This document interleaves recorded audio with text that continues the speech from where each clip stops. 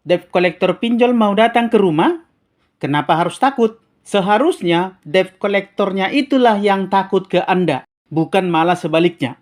Kenapa bisa begitu? Selamat pagi teman-temanku semuanya, semoga sehat dan bahagia selalu di hari yang cerah ini. Pada kesempatan ini, kita mau bongkar semua rahasia di balik kedatangan debt collector pinjol. Hampir semua yang galbay itu ketakutan dikunjungi debt collector lapangan pinjol, atau yang biasa kita sebut dengan field collector. Begitu ada WA dari debt collectornya yang mengatakan bahwa bersiaplah, tim lapangan kami akan datang menjemput dana ke tempat Anda yang didampingi oleh RT RW. Semua pada ketakutan, pada kepikiran, dan langsung lemas. Bahkan ada yang langsung stres habis, makan pun nggak selera. Padahal yang disampaikan debt collector lewat pesan WA tersebut, itu hanyalah template yang dikirim ke semua nasabah. Jadi itu hanyalah semacam WA atau SMS atau email yang sudah disiapkan dan dikirimkan ke banyak nasabah. Itu hanya semacam ancaman. Itu hanyalah hoax semata, bohongan. Kalau debt collector mau datang, biasanya debt collector itu nggak pernah ngasih tahu atau bikin pengumuman segala. Debt collector lapangan tiba-tiba sudah nongol aja di rumah Anda tanpa aba-aba. Nah, yang menjadi pertanyaan, bagaimana kalau debt collectornya datang beneran? Atau bagaimana kalau suatu saat nanti debt collectornya datang ke rumah Anda? Apa yang harus Anda lakukan? Bagaimana caranya supaya debt collectornya tidak marah-marah, tidak berani macam-macam, tidak memaki-maki Anda, dan tidak melakukan sesuatu hal yang membuat Anda malu? Baik, saya akan bongkar semua rahasianya berdasarkan fakta hukum dan fakta lapangan serta pengalaman saya ketika waktu dulu saya masih bekerja di finance. Tapi sebelum kita lanjutkan, saya mau sampaikan dulu kepada teman-teman yang masih ragu, yang masih takut-takut untuk galbay, yang masih kepikiran tentang cara galbay yang benar, yang belum kuat mentalnya. Silahkan gabung ke grup P3N, Persatuan Pemberantas Pinjol Nusantara. Di grup ini, mental Anda akan menjadi kuat dan semangat Anda pun akan menyala-nyala untuk galbay. Karena di grup ini ada begitu banyak senior-senior galbay yang bersedia dengan senang hati untuk membantu Anda dalam menjalani hari-hari Anda melakukan galbay. Mereka akan berbagi pengalaman mereka ketika Anda bingung dan bertanya. Mereka sangat peduli dan support kepada teman-teman yang sedang galbay saat ini. Sehingga Anda tidak akan takut lagi untuk menjalani hari-hari galbay Anda. Jadi Anda akan hidup normal dan menyenangkan dalam menjalani hari-hari galbay Anda. Galbay itu nggak jadi masalah lagi bagi Anda. Bagi yang mau gabung, silahkan klik link yang sudah saya sematkan di kolom komentar video ini. Coki pinjol, debt collector, jasa hapus data, jasa backup debt collector, dan jasa-jasa penipuan lainnya dilarang untuk bergabung ke grup ini. Saya akan langsung keluarkan dan blokir Anda dari grup ini karena memang kami tidak butuh orang-orang seperti Anda di grup ini. Baik, kita lanjut lagi.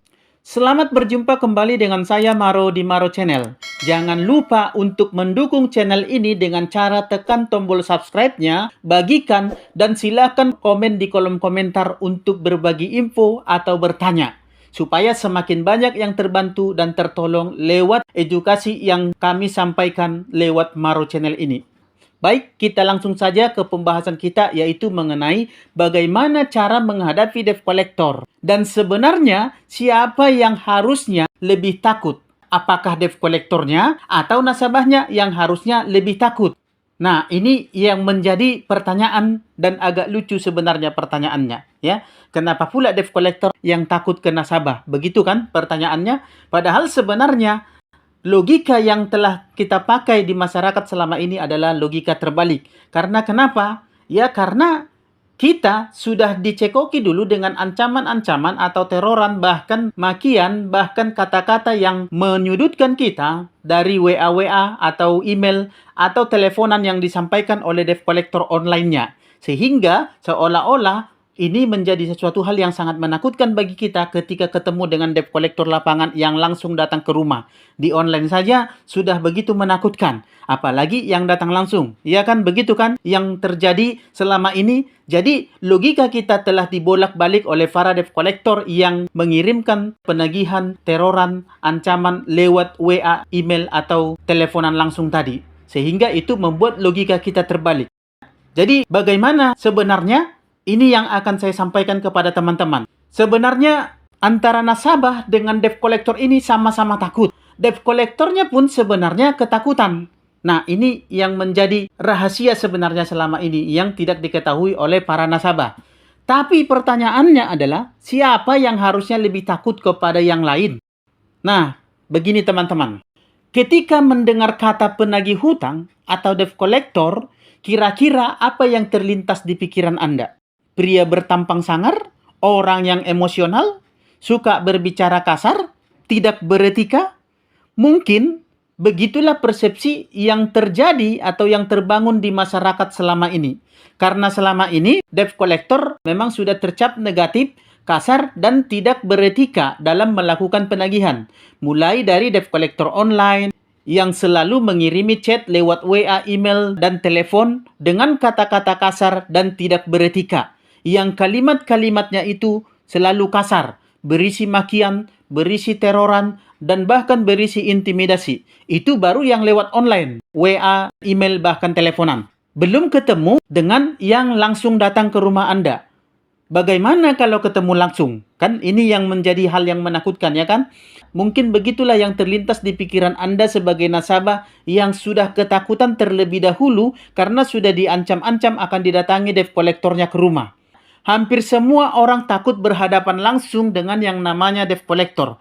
Mulai dari kepikiran terus, dihantui secara terus-menerus, kapan kedatangan debt collectornya ke rumah, ya kan? Jangan sampai debt collector tiba-tiba nongol di rumah, atau ke tempat kerja, atau bahkan ketemu secara tidak sengaja di jalan. Banyak yang stres karena takut ketemu dengan debt collectornya. Bahkan saking takutnya dan saking stresnya, sering sekali nasabah yang menunggak ini sembunyi-sembunyi. Ada pula yang sampai ngungsi nih dari rumahnya. Bahkan berhari-hari pula. Bahkan ada beberapa nasabah yang saya tahu sampai pindah rumah karena takut ketemu dengan debt collector. Sebagian ada nasabah yang emosinya itu jadi tidak stabil karena takut ketemu dengan debt collector. Sebagian ada yang menjadi pendiam, menjadi penyendiri. Dia ketakutannya berlebihan karena dia sudah dikejar bayangan dan kepikiran akan kedatangan debt collector tadi. Bahkan ada yang marah-marah nggak karuan karena tekanan emosional yang sedang dia alami. Sehingga orang-orang di sekitarnya pun jadi korban. Mulai dari teman, anak, istri, bahkan orang lain pun juga turut menjadi korbannya. Ini semua timbul atau terjadi karena ketakutan Anda yang berlebihan. Pikiran yang terlalu negatif. Dan Anda sering sekali mereka-reka hal-hal yang mungkin terjadi apabila debt collector datang ke rumah Anda. Bagaimana nanti kalau debt collectornya datang? Apa yang akan terjadi? Apa yang akan saya lakukan? Pasti nanti debt collectornya marah-marah, memaki-maki saya, mempermalukan saya, bersikap kasar terhadap saya. Bagaimana nanti kalau tetangga, orang-orang sekitar, atau keluarga saya tahu saya dipermalukan ke semua orang? Jadi semua orang tahu kalau saya punya hutang. Bagaimana kalau dia main kasar? Bagaimana kalau dia sita barang-barang di rumah saya? Bagaimana kalau dia pidanakan saya? Bagaimana kalau pemikiran-pemikiran yang negatif dan berlebihan seperti ini terus menghantui pemikiran Anda sehingga Anda jadi kacau sendiri. Dan itu menambah stres Anda sendiri. Padahal yang Anda pikirkan dan yang Anda reka-reka itu belum tentu terjadi dan memang tidak terjadi pada kebanyakan kasus. Itu yang sebenarnya. Seandainya Anda tahu bahwa sebenarnya setakut-takutnya Anda kepada debt collector, sebenarnya debt collectornya itu lebih takut kepada Anda. Sesetres-setresnya Anda, sebenarnya debt collectornya lebih stres lagi ketemu dengan Anda. Tapi karena tuntutan kerja, tepatnya tuntutan biaya hidup, mereka terpaksa pura-pura berani. Karena kalau mereka tidak dapat tagihan, maka mereka nggak akan dapat duit. Kalau mereka tidak dapat target, maka mereka pasti akan dipecat. Jadi, mau tidak mau, mereka harus memberanikan diri. Mereka harus berpura-pura berani, pura-pura garang. Padahal sebenarnya mereka itu sangat ketakutan dan tertekan. Kenapa saya bilang debt collectornya itu sebenarnya sangat ketakutan kepada Anda? Sebelum berangkat pun debt collectornya ini sudah takut sebenarnya. Mereka sudah kelihatan berbeda. Karena yang pertama, pekerjaan sebagai debt collector itu sangat beresiko. Resikonya itu tinggi. Karena banyak debt collector yang kena pelampiasan emosi dari nasabah. Mulai dari kena maki-maki sampai kena hajar. Ada juga yang kena amuk massa karena diteriaki maling atau karena dianggap meresahkan. Itu yang pertama. Yang kedua, bagaimana mereka tidak takut sebab debt collector ini wajib datang ke rumah nasabah. Bukan nasabah yang datang ke kantor. Nah, kalau kita yang datang ke rumah orang lain, itu artinya kita berada di wilayah kekuasaan orang tersebut yang kita kunjungi itu. Kenapa? Ya karena itu rumah-rumah dia, wilayah-wilayah dia. Tentu saja di rumah dan di wilayah dia, dialah yang punya kekuasaan, dialah yang punya kekuatan. Dialah yang punya kekuatan emosional di sana. Dan hak hukumnya pun tentu berpihak ke yang punya rumah. Jadi ketika debt collector berada di sana secara tidak langsung, debt collector itu telah menempatkan dirinya ke dalam bahaya. Di rumah nasabahnya, tentu posisi debt collectornya akan sangat lemah. Ketika kita berada di rumah orang, bisa saja kita diteriaki maling. Bisa saja kita dituduh sesuatu hal yang jahat atau bisa saja kita dilaporkan pasal dilarang masuk. Itu yang sebenarnya terjadi. Dan itulah fakta hukum dan fakta lapangan yang ada. Yang ketiga, jika terjadi masalah, contoh, debt collectornya dihajar nasabahnya atau dikeroyok massa, bahkan dilaporkan ke polisi atas perampasan barang-barang di rumah nasabahnya, bahkan mungkin dituduh mencuri, maka perusahaan pinjolnya yang menyuruh mereka itu pasti akan lepas tangan. Bahkan mungkin akan langsung memecat mereka supaya pinjolnya bisa cuci tangan. Karena pinjolnya juga nggak mau buang-buang waktu untuk urusi debt collector yang terkena kasus. Bahkan baru-baru ini kita semua tahu ya masalah Kredivo yang didemo karena memecat 30 debt collectornya secara sepihak tanpa alasan yang jelas dan tanpa pesangon pula. Nggak ada masalah aja kok debt collectornya dipecat dan nggak dikasih pesangon. Itu tuh Kredivo ya. Apalagi tersangkut kasus. Pasti pinjolnya langsung pecat tuh debt collectornya dan pinjolnya akan cuci tangan. Saya jamin perusahaan pinjolnya tidak akan mau membantu, tidak akan mau buang-buang waktu untuk seorang debt collector apalagi yang tidak ada hasilnya. Bahkan mereka ini cenderung akan lepas tangan. Jadi resiko debt collector itu tanggung sendiri. Yang keempat, kolektor itu tidak dilindungi hukum dalam melaksanakan penagihan. Mereka tidak dilindungi hukum dalam melakukan kegiatan atau pekerjaan mereka. Tidak ada hukum yang mengatur tentang itu. Mereka tidak ada hak secara hukum sebenarnya untuk melakukan pemaksaan kepada nasabah ketika melakukan penagihan. Apalagi perampasan barang-barang nasabah untuk dijadikan jaminan atau pengganti pembayar hutang yang menunggak. Makanya, ketika dilaporkan, ketika ada yang melaporkan atau menuntut mereka atau menuduh mereka melakukan sesuatu kejahatan, mereka bisa kena pasal perampasan. Mereka bisa kena pasal perbuatan tidak menyenangkan. Itulah salah satu sebabnya kenapa perusahaan pinjol yang menyuruh mereka tidak mau tanggung jawab apabila ada masalah di lapangan. Karena kalau perusahaannya membela, perusahaannya membantu atau melindungi para debt collectornya itu, maka perusahaannya juga bisa kena. Mereka bisa kena tegur pihak terkait. Bahkan mereka bisa kena sanksi hukum. Bahkan izin kegiatan usaha mereka pun bisa terancam dicabut oleh pihak terkait. Berisiko sekali kan bagi pinjolnya? Oleh sebab itulah, maka pinjolnya pasti akan langsung cuci tangan. Karena mereka takut dituduh mempekerjakan atau memakai jasa penagihan yang tidak kompeten, yang tidak menaati peraturan dan aturan yang ada, yang tidak layak untuk menjalankan tugas sesuai dengan peraturan yang telah ditetapkan oleh OJK dalam melakukan kegiatan penagihan. Terlebih, penagihan hutang itu merupakan kegiatan yang meresahkan di masyarakat. Dan masyarakat sudah sangat gerah saat ini dengan kegiatan-kegiatan yang dilakukan oleh para debt collector ini. Prosedur kerjanya pun atau SOP-nya itu harus sesuai dengan hukum yang berlaku yang telah ditetapkan oleh OJK. Seperti penagihan hanya boleh dilakukan antara jam 8 pagi sampai jam 8 malam. Tidak boleh mengintimidasi nasabah, tidak boleh berkata kasar, mengancam, memaki-maki, merendahkan, tidak boleh melibatkan yang namanya sara, dan lain-lain sebagainya. Kalau ada yang melaporkan debt collector melakukan pelanggaran hal ini, maka debt collectornya bisa dipecat, bahkan dikenakan sanksi, bahkan debt collectornya bisa didenda. Bukan hanya itu, bahkan perusahaan pinjolnya pun bisa dicabut izinnya jika ini terbukti dan debt collectornya banyak melakukan hal seperti ini. Berat bukan?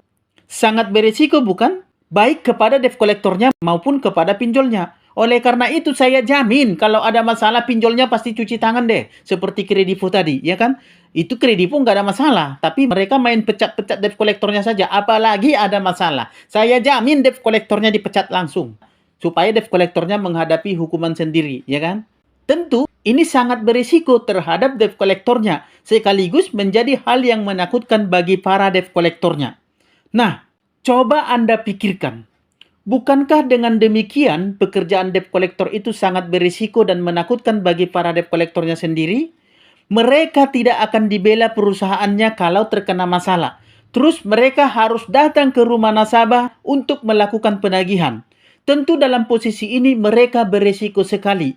Mereka bisa kena maki-maki dan bahkan dihajar massa jika mereka sampai diteriaki maling. Bahkan pekerjaan mereka ini tidak dilindungi undang-undang. Yang ada nasabahnya yang di pihak hukum, yang dilindungi oleh hukum. Mulai dari pasal dilarang masuk, ketika datang saja debt collectornya sudah ada pasal dilarang masuk, ya. Lingkungan yang mendukung ke nasabahnya, tentu orang-orang sekitar situ pasti mendukung kepada nasabahnya. Bahkan jaminan hukum pun sesuai dengan Undang-Undang Pasal 19 Ayat 2 Undang-Undang Nomor 39 Tahun 1999 sangat jelas menjamin hak hukum bagi nasabahnya. Nah, dengan kondisi dan situasi seperti ini, sesuai fakta hukum dan kondisi di lapangan, sekarang coba Anda pikirkan, yang seharusnya lebih takut itu siapa? Yang lebih beresiko itu siapa? Yang berada di posisi yang lemah itu siapa? Anda kah atau debt collectornya? Jadi tidak ada alasan bagi Anda untuk takut kepada debt collectornya. Harusnya debt collectornya lah yang takut ketika datang ke tempat Anda dan menghadapi Anda. Jadi jangan pernah takut untuk menghadapi yang namanya debt collector. Karena mereka itu sebenarnya lebih takut kepada Anda daripada Anda takut kepada mereka. Ketakutan mereka itu melebihi ketakutan Anda kepada mereka. Karena mereka tahu posisi mereka. Dan mereka paham itu. Mereka tahu tidak ada hukum yang melindungi pekerjaan mereka. Yang ada malah hukum itu melindungi dan berpihak kepada nasabahnya. Bahkan hukum itu menjamin keselamatan dan kenyamanan nasabahnya. Lagian rata-rata debt collector itu sebenarnya penakut semua itu. Saya juga dulu bekerja di bagian finance. Sebelum mereka berangkat itu mereka sebenarnya sudah ketakutan itu. Sudah bertanya-tanya kira-kira apa yang akan terjadi. Bagaimana nasabah ini. Saya kan sebagai marketing ini sering ditanyai oleh debt collectornya. Bagaimana nasabah abang ini? Apa nanti yang akan terjadi? Bagaimana karakternya? Bagaimana sifatnya? Dan segala macam. Itu semua menunjukkan ketakutan mereka yang berlebihan kepada Anda. Jadi sebenarnya mereka yang takut kepada Anda. Dan satu lagi buktinya, mereka kalau datang, pasti mereka itu tidak pernah sendiri. Ya minimallah berdua. Ada memang yang satu orang, tapi itu sangat jarang. Mereka itu tidak berani sebenarnya datang sendiri. Nah, dari sini saja sudah kelihatan ketakutan mereka itu. Dari sini saja sudah kelihatan bahwa mereka itu sebenarnya takut kepada Anda. Masa Anda menghadapi mereka, Anda juga yang takut? Kalau mereka tidak takut, mereka tidak akan bertanya-tanya kepada saya. Bagaimana nasabah saya kepada marketing-marketing lain? Kalau mereka tidak takut, mereka tidak akan bawa-bawa teman. Terus kalau begitu, kenapa Anda harus takut? Apa alasan Anda harus takut menghadapi yang namanya debt collector pinjol yang datang ke rumah? Anda tidak perlu takut. Anda takut. Debt collectornya juga takut. Nah, ini bagaimana ceritanya ini, ya kan? Kenapa Anda harus takut kepada para penakut? Seharusnya Anda bisa lebih tenang, Anda bisa lebih berani, dan lebih percaya diri. Karena yang Anda hadapi adalah orang-orang yang penakut yang berada di posisi yang lemah. Dan mereka datang ke rumah Anda sendiri, lingkungan-lingkungan Anda sendiri. Jadi secara identitas mereka lemah. Secara hukum mereka lemah. Secara posisi mereka lemah. Mereka berada di posisi yang sangat berisiko. Jadi tidak ada alasan untuk Anda menghadapi para debt collector dengan rasa takut. Apalagi sampai stres dan berpikir yang aneh-aneh sampai berlebihan pula pikiran kemana-mana, ya kan? Sampai orang sekitar pun turut kena imbasnya. Enggak perlu seperti itu. Ya, itu berlebihan namanya. Anda membuat diri Anda sendiri takut. Anda membuat diri Anda sendiri susah. Anda membuat diri Anda sendiri stres. Sebenarnya tidak perlu seperti itu. Kalau Anda berani, maka debt collectornya akan kelihatan ketakutannya. Dan debt collectornya tidak akan berani ngapa-ngapain Anda. Ada sebagian orang yang bertanya, Bang, debt collectornya datang bolak-balik, ya bolak-balik lah. Anda cara menyambutnya itu salah. Anda cara memperlakukan debt collectornya tidak benar, ya. Maksudnya di sini tidak benar adalah Anda menunjukkan ketakutan. Anda menunjukkan bahwa Anda tunduk kepada debt collectornya. Itulah yang membuat mereka merasa masih bisa menekan Anda sehingga mereka akan datang terus. Tapi ketika Anda menunjukkan ketegasan Anda dan Anda menunjukkan ketidaktakutan Anda kepada mereka, saya jamin mereka tidak akan balik lagi. Apalagi Anda bisa membuat mereka tidak sanggup untuk berbicara dan Anda berbicara sesuai fakta hukum dan undang-undang yang berlaku di negara ini. Mereka, saya jamin 100% tidak akan balik. Sebenarnya, para debt collector ini sudah sangat meresahkan. Sudah banyak yang gerah terhadap kegiatan dan aktivitas mereka ini di masyarakat. Bahkan pihak OJK pun sebenarnya sudah lama merencanakan pelarangan penagihan dengan memakai debt collector lapangan. Karena pinjol itu sendiri adalah pinjaman online. Pengajuannya lewat online. Disetujuinya juga lewat online. Dananya juga ditransfer atau cair lewat online. Maka seharusnya penagihannya pun hanya boleh dilakukan lewat online, bukan lewat offline, supaya tidak meresahkan seperti yang terjadi selama ini. Supaya tidak banyak juga orang yang diancam-ancam akan didatangi debt collector sehingga ketakutan lalu bunuh diri, dan lain sebagainya. Jadi begitu ya teman-teman, saudara-saudara sekalian, tidak ada yang perlu ditakutkan ketika debt collector mau datang berkunjung ke rumah Anda. Tidak ada yang perlu ditakutkan. Seharusnya merekalah yang takut ke Anda dengan posisi-posisi dan keadaan serta kondisi yang sudah saya ceritakan tadi. Jadi mulai saat ini jangan takut sama yang namanya debt collector pinjol ya teman-temanku sekalian. Oleh karena itu, Anda jika sudah tidak sanggup lagi, jika sudah mulai telat bayar, jika sudah mulai berat rasanya untuk bayar pinjol, saat itu juga lebih bagus Anda galbay sebelum Anda terjerat lebih dalam lagi ke dalam lumpur pinjol yang sangat mematikan. Oke teman-teman, sampai di sini dulu pembahasan kita di video kali ini. Dan akhir kata saya ucapkan salam sahabat.